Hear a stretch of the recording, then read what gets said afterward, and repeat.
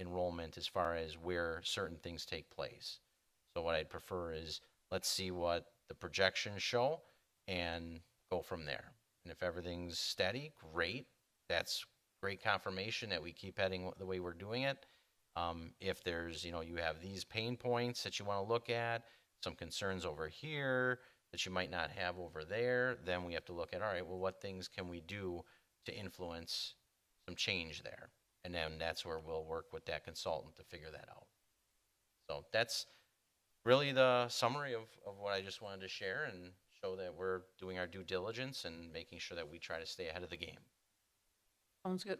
And I know there's always costs involved with paying for expertise, but what would this expert cost us?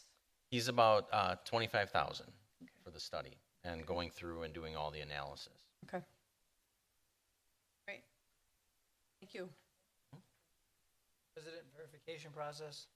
I'm going to have Andre come up and or you can stay there if you want to, whatever you would like to do, and give a follow-up to what we're doing in terms of addressing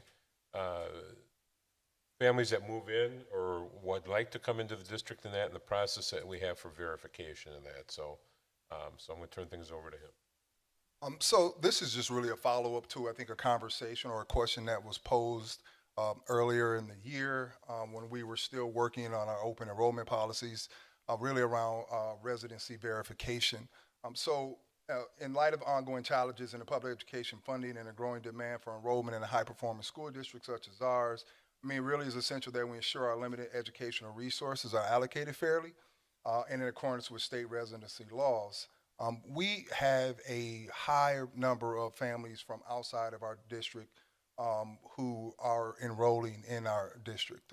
A lot of these families, when they come in, are stating that they are either living with another family member or a friend or what have you.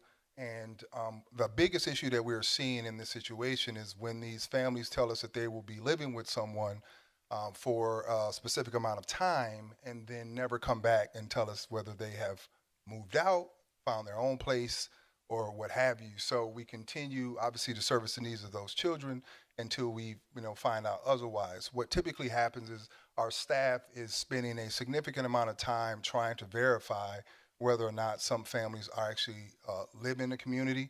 A lot of times when we're trying to access them in some way, we are not able to do so, and that's when we find out that the families are either no longer living where they said they were living, and we really sometimes don't know how to find them, although their kids continue to show up every day, which seems to be great. It creates its own issue when families are bringing their kids in and not being residents of the community and not at the addresses that they told us when they enrolled that they were at. So we've partnered with Frasco, which is a company that specializes in residency verification. And you have the information in front of you here that passed out that Andre will be referring to. There are a number of different ways in which we could utilize their services. Some of it can get a little pricey. So, having someone staked outside someone else's home for 2 or 3 days might not be something that we're looking at doing. But we also have situations where we are servicing families that may have 4 or 5 students in our district when they aren't residents of our district and not open enrollment students. So it could be cost beneficial at the end of the day that something like that happens, but that wouldn't be where we start. My enrollment specialist does a great job at trying to verify those things. However, it's just there's a lot of time in doing that. What we are beginning to see is that a lot of families kind of have figured out the chink in the armor, and they are expected to present us with 2 verifications of residency. And with the advent of the internet, you can falsify that documentation very easily. So being that she's done this so long, she knows a lot of these residences. She knows a lot of the families and the folks. So when these things come in, she knows right away that they're not legitimate. She's spent time going out to some of these apartment complexes and different places like that to verify whether or not these applications are real. And a lot of times they're not. So there are times where we're able to catch them on the front end, but a lot of times we are not. And so now we're kind of having to figure out on the back end how to verify whether or not families live in are actually living in our district or are still living in our district. And Fiasco will help us with supporting that work. Question: do they have a fee structure? You know, on what a case by case depending on Yeah, complexity? so that's a good question, Mike. Yes, they do. And I thought it was in the documentation that I gave, but if it isn't, I can definitely send that to you all. It can start as low as $99 based on each individual case, and we're only billed on a case-by-case basis. So the only contract that we have with them is that we would be willing to work with them, but there's no expectation of utilizing their servicing, if that makes sense. So there's no minimum amount of cases that we have to present to them or anything like that. A blanket purchase. There's no blanket purchase. So whatever and whenever we want to utilize their services, that is up to us. It's typically about a 10-day to 14-day wait process from when we send them out a case to when they'll start on that case. We can ask for them to give us kind of a baseline about how much it may cost us based on what we want, which can go anywhere from what they call kind of desktop work, which is simply utilizing a laptop to track people down to find a lot of the information of ours, unfortunately, that is on the internet that probably anyone who has a lot of tech savvy could find, from doing that to, again, like I said, staking out residencies and things like that. I'm not sure we're going to get to that point, but that is a possibility of something they can do. Put cameras on poles. It's a whole thing. Frasco also started their company working for insurance companies and the federal government. So they have a lot of access to information, if that makes sense. If you have experience utilizing this company before from where you worked before? Was this recommended by somebody that you know? I mean, no, actually, Frasco reached out to us earlier this school year. They did come in. They met with me. I spoke with the leadership team about them, and we kind of put them on hold for a little bit. And then over, I think, the last few months, we've kind of revved up the conversations with them again as situations continue to kind of rear their heads, and we realizing that we're kind of a little deeper in a situation than we actually thought we were, and, needing to make some real consideration on utilizing this moving forward. And I would say generally most families that come in to register, most of them are pretty clean, right. pretty easy to do, but both Andre and myself have found ones that shouldn't have been trying to get in, and so we've called them on the carpet for that.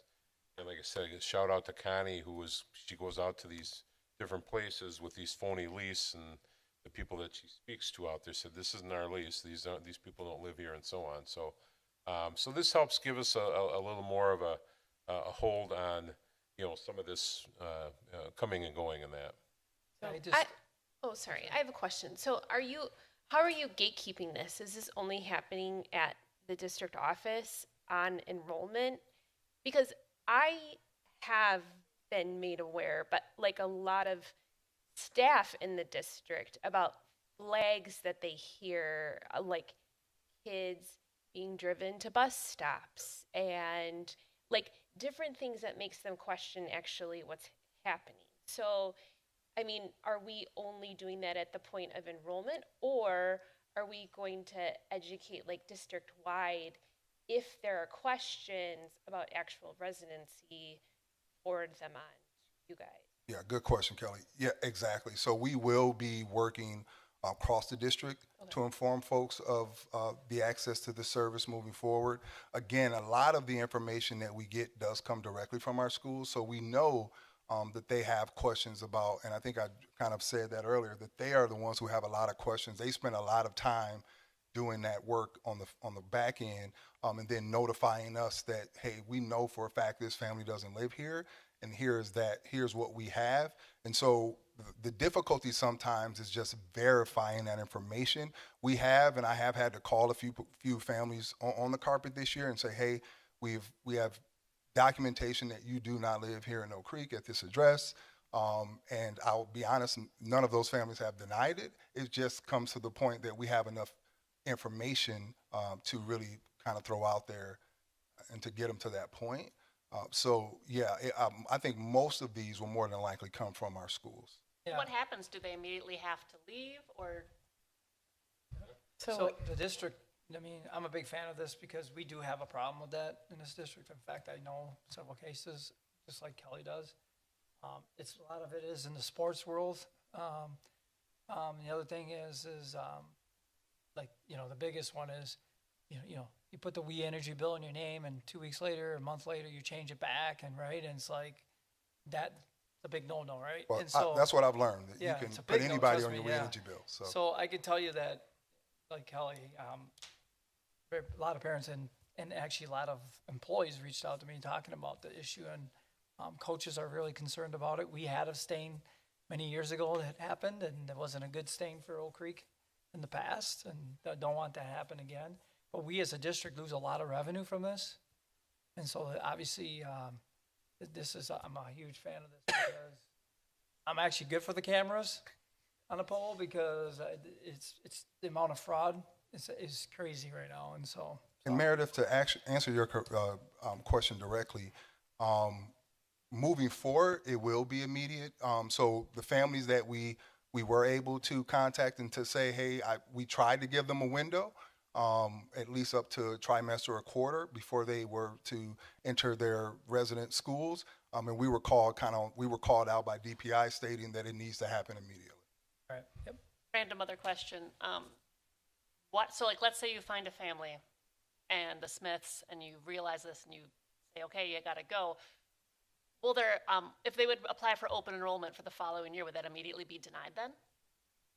I don't think so. I don't think we can do that legally. We can, Okay. because of discretion that they've had. But I think one of the things that we've talked about with those families is that, you can apply for open enrollment. So some of the things that we throw out there to them right away, that you can. But as you know, they're not going to qualify immediately. Like someone who was a resident or who had a child in the district prior and would say, okay, this kid is automatic. That's not going to happen with them, however, because they were truly never a resident. So, Do we know of any other districts that have used Frasco? So there are districts out there who use other servicing. Okay. Frasco, a lot of the servicing that Frasco has done has been in the surrounding states, so Illinois and Michigan and Minnesota.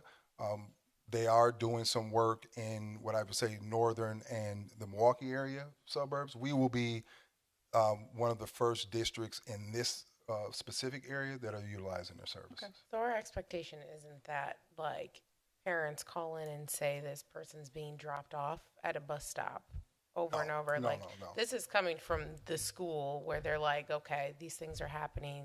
I just don't want it to be. I don't we get envision phone random calls every citizens day calling us. of- No, that would not be- at all. So and again, even after the schools, what we're asking and what happens now is the schools present Connie with a number of documentation that they've collected that the family doesn't live in the area, and then Connie goes back out and verifies even the information that she was given prior to bringing it to me, and then we kind of go from there. So what Frasco can do is take the information that we've been given and do a deeper dive into it if we feel it's needed before we move forward with it. So we may have some very surface level information that someone doesn't live here, and Frasco potentially could do a deeper dive in finding out whether or not that is true or not. So there's definitely going to be a deeper process just in someone saying, hey, this person doesn't live here. There's a lot has to happen before we can revoke somebody's Gotcha. So the enrollment. process goes